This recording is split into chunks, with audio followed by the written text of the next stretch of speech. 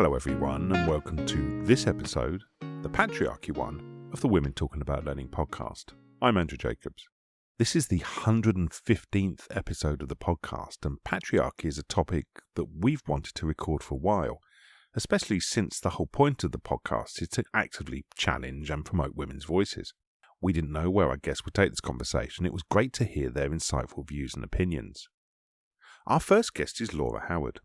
Laura's passion and professional purpose is making work for everyone, leaders, teams and customers. After a 20-year global career in the private and public sectors, including 10 years as a senior leader, she qualified as an organisational psychologist in 2022.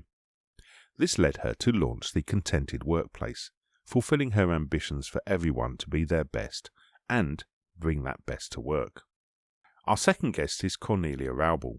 Cornelia is a former 9-figure CEO, certified NLP and strategic leadership coach who specialises in helping ambitious women become board ready in 6 months. With a unique blend of commercial insight and mindset transformation, she equips professionals to lead with confidence, clarity and impact. Her work is grounded in behavioural science and executive experience and, whether in the boardroom or on stage, she empowers leaders to own their voice, develop the mindset and strategy that delivers results and achieve measurable growth. Recorded in May of this year, this is Women Talking About Learning. This is Laura and Cornelia talking about patriarchy. Hi Laura, good to see you. How are you? Hi Cornelia, I'm great, thank you. Today the sun is shining in Derbyshire. How are you doing today? I'm doing okay, but it's not quite as sunny. It's a bit overcast today, and it was really cold this morning when I got up at 5:30. So it's not quite as cold. So Laura, why did you want to come and talk about the patriarchy? I've been a women in leadership specialist for several years now, and my passion for this area grew out of my early career, where I was very unconscious about emerging biases that I faced in leadership. So I'm sure we'll get onto these, but these sorts of scars, if you like, have fueled my interest in researching and practicing this subject. And it's one that I enjoy speaking about and working with female leaders across things like confidence, imposter syndrome, and all these complex topics that when we hit the nail of can really elevate a woman's experience in the workplace. I'm sure we'll get into that shortly. And how about you? Tell me what brings you to this episode of the podcast, Cornelia. Well, this was one I was really keen on doing. So if I tell you a little bit about my early career, that will probably put everything in context. So I spent nearly 20 years in the steel industry, which was incredibly male dominated. And although I didn't really realise, like yourself at the time, about bias, I didn't really pay that much attention to it, I think is probably true. Um, I found as I went through the industry that there were fewer and fewer and fewer women. And so I was a CEO, Chief Executive Officer of a company that had an annual turnover of $250 million. And I was always the only woman in the room. And I could guarantee that if I was having a meeting with somebody, um, at some point, one of the men would turn to me and say, "Oh, could you make us a cup of coffee, love?" And it used to be my great pleasure to then turn to one of the male traders to say, "Could you go and get us a cup of coffee, please?" And it's that you know the bias that a woman in the room has got to be a secretary. So that was the start of it. That was the foundation. And now I coach leaders, but I have a very big interest in helping women to get onto boards to run their own companies. And I really would like to see far more women on boards than Steves and Daves, because there are more Steves and Daves on boards than there are women. And so for me is a really key bit. Yeah. Gosh, yeah, you paint a very visceral picture there of, being sat at that board table, and I did some research recently as part of my thesis for my master's in organizational psychology, and my subject was around women leadership and women leading authentically. Could they feel like they were bringing their entire selves to work? So what you speak to in terms of being assumed the secretary was very much still alive in the research that I did 2 years ago. And what I'm interested in is how that made you feel, because yeah, just tell me more about that experience. Where were you feeling that in your body? Oh, so for me, if that had been earlier in my career, and I was affected by it earlier in my career, and I did struggle with it, but I actually had a point where it's probably a bit too long a story for the podcast, but I was really bullied by a particular person, and it was that point where I could either run away and go and do something completely different, never go back again, or I could stand and basically fight. And I chose to stand and fight and not let them win. So I had a lot of internal reserves, a lot of, I wouldn't have said particularly confidence if you'd asked me, but I'm a fairly strong person in any case. So I managed to fight my way through. And I was very fortunate. I had people around me, particularly my husband, who was able to give me his viewpoint on how would a man see this, what would you do, how could you make it better, and all of those sort of things. So he was my real sounding board that I could just sort of throw ideas at. Mm. um, but I know that there are so many other women, because I've worked with so many of them, that find that incredibly difficult and tend to retreat a little bit because it's just too much, and they don't want to have that fight. And I agree with them. Why should they have that fight? Yeah. Um, and it's a really key thing, looking just not only from the point of view of women and the patriarchal society, but also going wider into diversity. It's such a big thing. It affects so many different things. Yeah, absolutely. And what we see, the reported gender pay gap as supposedly shrinking. However, um, if you look at the data for more senior executives at the organization, that is where the gap is greatest. And data suggests that there's an improvement on women on boards, but we know when it comes to those chair positions or the CEO positions, there's little movement, and the numbers are sticking at remarkably low. I think it's between 14 and 18% at the latest research that I studied there. So lots of, you know, truisms around the patriarchy society that is abhorrent in how women are forming their careers, and you talk about different individual differences as well across women, and you've got intersections with, LGBTQ plus individuals or people of color.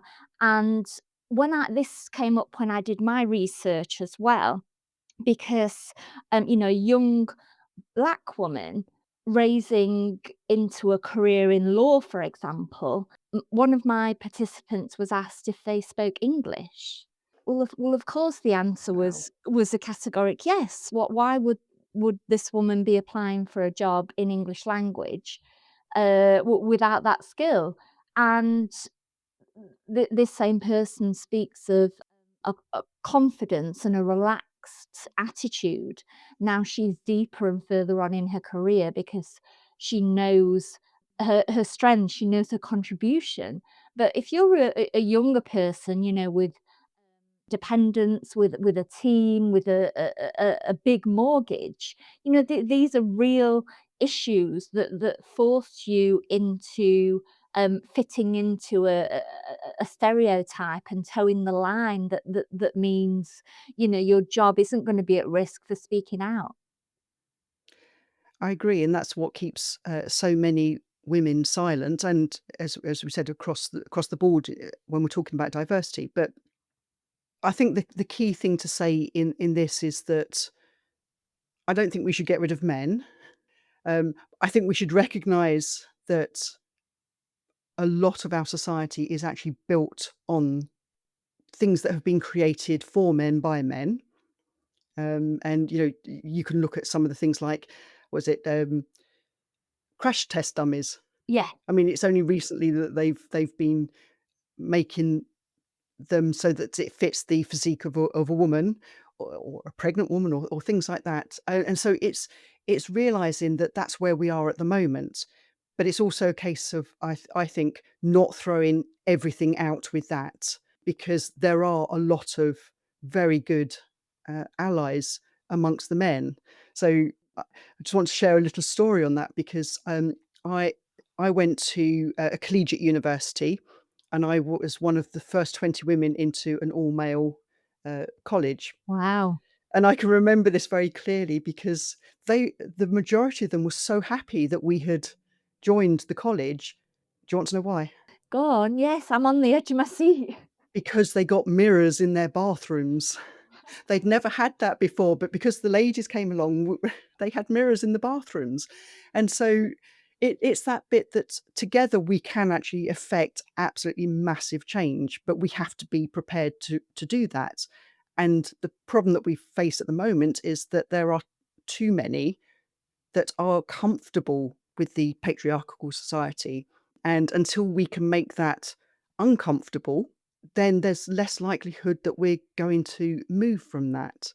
And just again, looking a little bit wider, if you think as a woman coming through any business, if you're working in a team, women are interrupted 33% more times than men. Mm, And I think pretty much every woman that I've ever worked with, ever coached, has told me about the times when they've said something, it's been completely ignored, and then a man has presented it as their idea, and immediately it's been, "Oh, yeah, that's a fantastic idea. Let's do that." And so it's these key bits that we need to realize that we have to watch. There is a bias for that, and we have to be aware of it. yeah. Yeah, thank you for sharing that, because it reminds me of the book The Authority Gap by Mary Ann Segar. Are you familiar with that one, Cornelia? Yes, I am, yeah. Yeah, it's a good favorite of mine. I return to it regularly and suggest it a lot to my clients. And I mirror what you said, in that a number of my clients tell me that their idea has been dismissed, only to be repeated latterly by a man and then got the rubber stamp. So importantly, like you say, this is not about eradicating any singular group from the workplace. This is about recognizing, and there's a lot of science behind this, that diverse boards make better informed decisions. Their risk appetite is more rounded across things like, if you think back to the Enron disaster. So the leadership style that is theorized to be more akin to the feminine has been theorized to be the antithesis to things like what happened within Enron, for example. And if you talk about efficiencies, and why on earth is a meeting allowed to go on 3 times as long, just so a man can give an idea that was shared in the first 5 minutes of the meeting? So a lot of efficiency gains across businesses to be recognized with a more level-handed thinking about this subject. This isn't he loses, she wins situation. This is about everyone succeeding together. And the more that practitioners and researchers like you and I can demonstrate this and help role model this as external consultants, that's going to be a huge catalyst to this being extended more readily into all these workplaces. Yeah, absolutely. And the thing that always surprises me, if you like, is that we know that having balanced boards increases the bottom line of the company. So it's financially better to have that balance. So why is that such an issue? Have you come across anything like that in your research? Yes, yes, absolutely. And what I wanted to speak to was a point you made a few minutes ago, which is a lot of organizational systems and ways of working have been traditionally emerged around the masculine. So if you think about like how decisions are made, for example, it might have been outside in the smoking shelter, for instance, historically, or on the golf course, or in networking meetings that tend to involve alcohol, and they tend to be after hours, this after hours culture. So these are all events and circumstances that by their very nature tend to exclude women because they're doing other priorities, particularly like, so think about the after hours networking involving alcohol. You know, that excludes a certain group. And particularly if you're a caregiver, putting young children to bed at that time.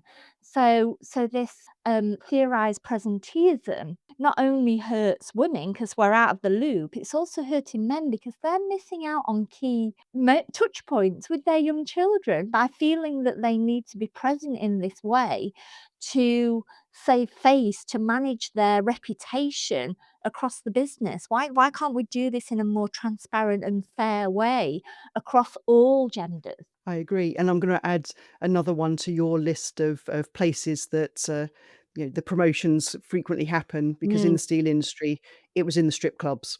Oh my gosh, yeah. Yeah. Have whole stories to tell around that as well, but, I agree with you about, having the point that, men miss out on some of the things with their children that they want, and it's quite funny actually because that plays into a story I heard yesterday, and I actually shared it this morning when I was networking, and it was about a very successful musician, absolutely fantastic success, and he decided he was going to take some time out and be a house husband to look after his son. And he was asked, "Are you really sure about this?" And he said, "No, absolutely." And everybody was agreed. And he said he would take 5 years out because he'd missed all of those sort of milestones of his first son. And this was his second son. And so he said, "Oh, I'm just going to take five years out, enjoy having my son." And that was John Lennon, and he was killed when his son was 5. And it puts it into perspective because actually we don't know how much time we are going to have here, so we need to be able to support one another to have the best life possible. And it's by doing these things, allowing people to be authentic and to have integrity in that authenticity, to be the leaders or to do what they want to do and support everybody else around them and to bring everybody up with them as well. And it shouldn't make any difference who those people are. Yeah, about those that can perform and be motivational to their teams, for example.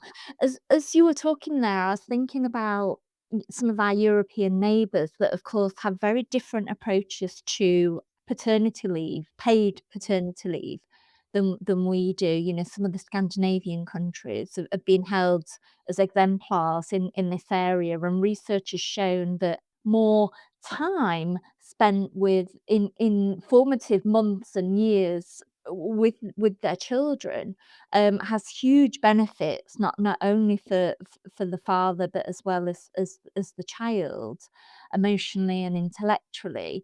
And there's just more freedom. We're much slower on the uptake in this country in terms of the formal paternity arrangements and freedoms. It's getting better, but progress has definitely been slower. It's traditionally the female that has been the ultimate caregiver and is the one that has traditionally sacrificed a lot of their working career. It's an either or conversation often to be a loving mother or a career person. The two are at odds with one another. And some of my research demonstrated this because women have stereotypically been associated with those nurturing and communal behaviors. So then, if you switch personas into a more traditional leadership figure that is making difficult decisions with, vigor and stamina, you're acting counter stereotype. And therefore, these behaviors have been considered overtly negative because the women are being judged by the standard that exists about what society says their traditional behaviors are. Yeah, I completely agree. I would argue that we all have masculine and feminine energy within us. It depends on which one is more apparent. And I'd also argue the fact that if you look at behavioural styles, that is also a key bit. So for most of my life, I'm very sort of relaxed and you know in the green and very sort of nurturing. And I'm happy to do that. However, if there is a crisis, Mm. I go immediately into high red without any problem whatsoever because it needs to be dealt with quickly. And we all have that capability within us. And I don't think there is any right or wrong, but I agree with you. It's all about these labels. We get labeled with Yeah. different things, and they're supposed to upset us, these labels, because people wouldn't label you if they didn't really want to sort of upset you. But it's really difficult because you deal with things as they come up, and we're all capable of doing that. But tradition tells us that women should be nurturing and kind and quiet, but that isn't all of us, and that isn't us all of the time. And yeah, labeling is a construct of control, massively, because if you are told that you're expected to be nurturing and then you're not, well, then you get called and labeled horrible things. So you get called, controlling, all of the negative things, because actually that's a way to sort of pull you back. So you can't be ambitious. A woman can never be ambitious. But I think if we look at some of the women and what they've achieved, why can't you be ambitious? Yeah. When I speak to my executive coaching clients, we often talk about role models, and some of their most highly regarded role models are often their mother, and that's great. It could be a celebrity or an author, someone that's existed in this space, and definitely looking at role model behaviors helps us think differently about feeling unsafe. And when we talk about control, it's that psychological unsafe aspect that I'm speaking to. Psychological safety is a massive factor. It's been proven to support high performing workplaces.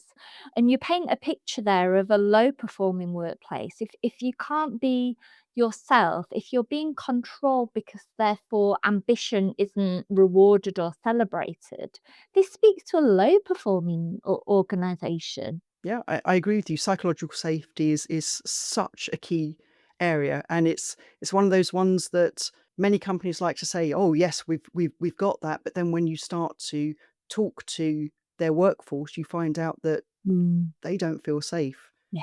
And I just wanted to touch on something that you mentioned earlier. We've talked a little bit about bias, and there are too few women in those positions to be role models. And the key bit, and the reason I bring it up, is because like will hire like. So if we have lots of white males Yeah. doing the hiring process, then that's what you're going to get out of it. Mm. And it's not saying that white males can't hire women, because of course they can, but it's just being aware of that bias towards hiring somebody that looks like them. Yeah, yeah, we call that affinity bias, don't we? And not only in human selection and assessment, but it's been proven that AI now is teaching itself via machine learning that a certain type of CV is good for a certain type of job. And guess what? It's teaching itself that university educated white males perpetuate certain skills because that's the data that the machines have been ploughing back into the system. And these are some of the hesitations around how AI is sort of making this patriarchal situation worse, unfortunately. Yeah, well, I'm very fortunate to be connected to quite a number of absolute major, fantastic women who are in the AI space that are on a mission to make it less biased than it is. This will make you laugh. So I'm heavily involved in ice hockey, and I was trying to. We only have a poster of the ice hockey kit for a boy, but it does vary slightly for girls. And so I was trying to make a poster with a girl in it. So AI, can you create this? Well, the things that came out of it, I mean, it was just it was boys or men's faces just sort of feminized, but you could still see that it was a Yeah. male body and not a female body. And it was so funny. I think I gave up after about an hour, and I just thought, "This is not gonna happen." I need to go and take a picture of one of the absolutely amazing female ice hockey players, because that's far better than this, and I can do that quicker. Yes, yes, than the machine. I guess we've talked, Cornelia, about a lot of the barriers. Maybe it's useful at this stage of for our listeners is to talk about how we address those barriers collectively. What would be your sort of major remarks about that? I think the thing that first comes to mind, and again, I've had a number of my clients that have said exactly the same thing. I think that women who are in a position of leadership need to be the ones that are holding the hand out to the women coming after them. I've had a number of situations where I've been stabbed in the back. I know others have as well, and for me, that I find that sad, because it's almost that bit, well, I struggled, so why shouldn't you? But we should actually be turning and helping others to come up as well, because it will make life better for everybody. And across the board, men, women, business better. And so I think we need to do things that will support that. Yeah, I agree. And as you were talking there, it made me think of a recent news article I read. The present female CEO of Nationwide Bank had ordered a return to work, physical return to the office, in sort of mandating that the employees returned from their previous hybrid and flexible working model.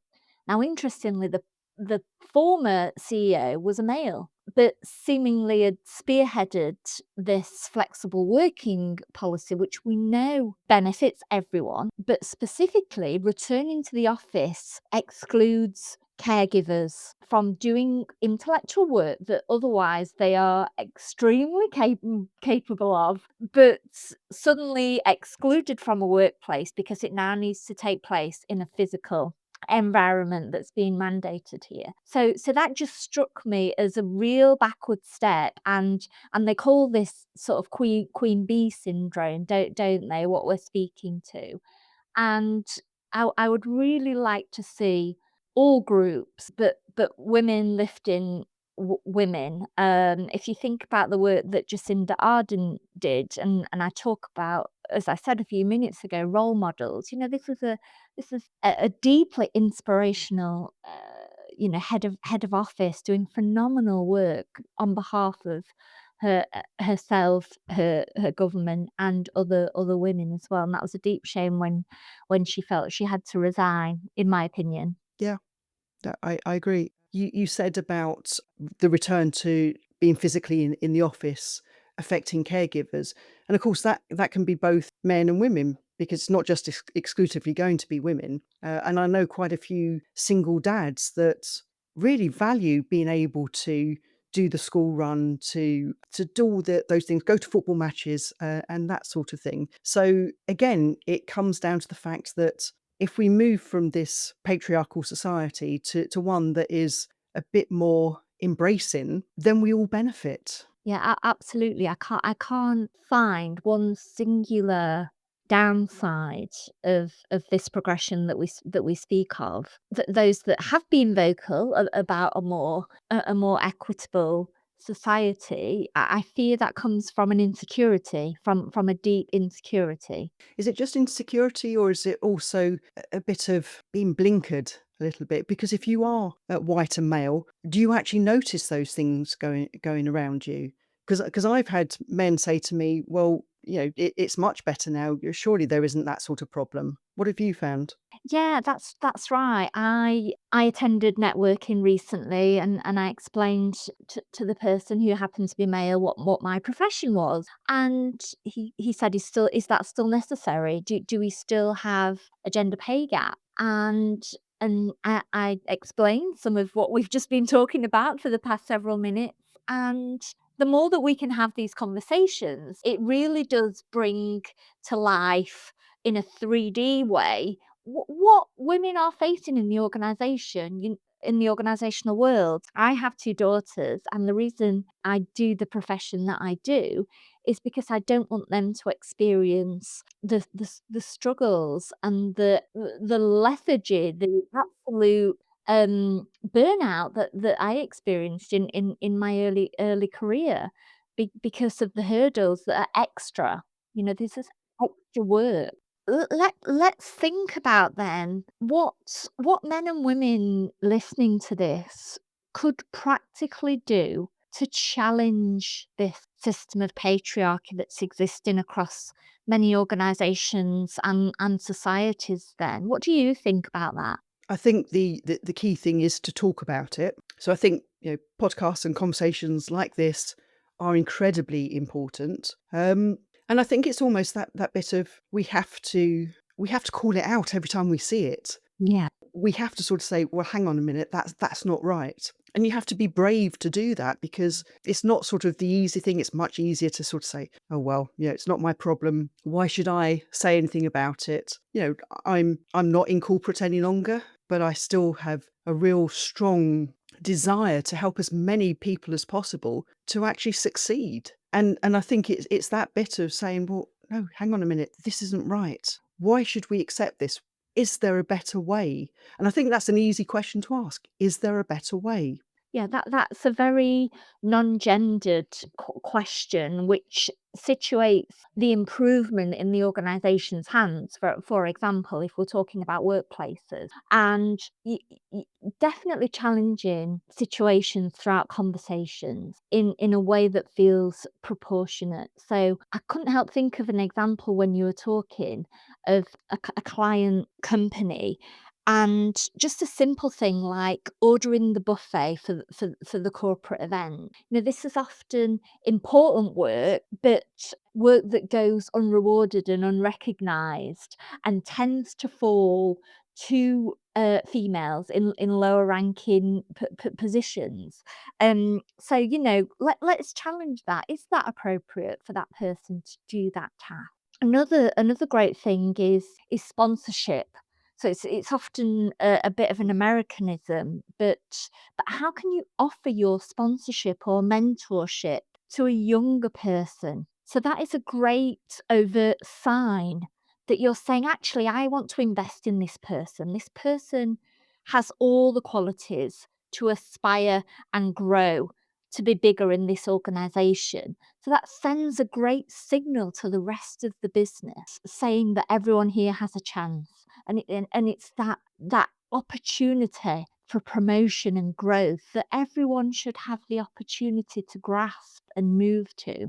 Yeah, I agree. And I think that takes us very nicely back round to psychological safety, because it's having that psychological safety at play in the company that will allow that to happen. Because if you don't have that, people aren't going to step forward and start challenging because they'd be afraid of losing their job. Yeah, absolutely.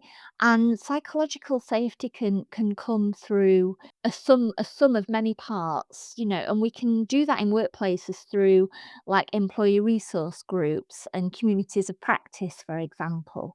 So these are great ways to share, debate, and spearhead issues that impact psychological safety, not only gendered issues, but for other minoritized groups across the organization.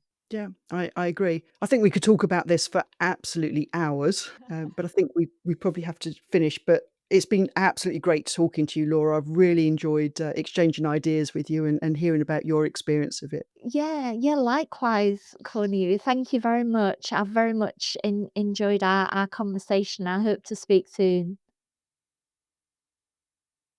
What a fascinating episode. Did you agree with our guests? Please do let us know.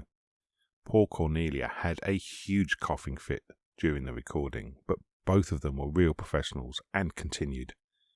A massive thank you to both Laura and Cornelia for their time in recording this and for sharing their points of view with us. There are, as you would expect, dozens of links in the show notes for this episode, along with the contact details for our guests. We're back in a couple of weeks, and next time it's the HR One. As always, thanks for listening, and we'll see you again soon.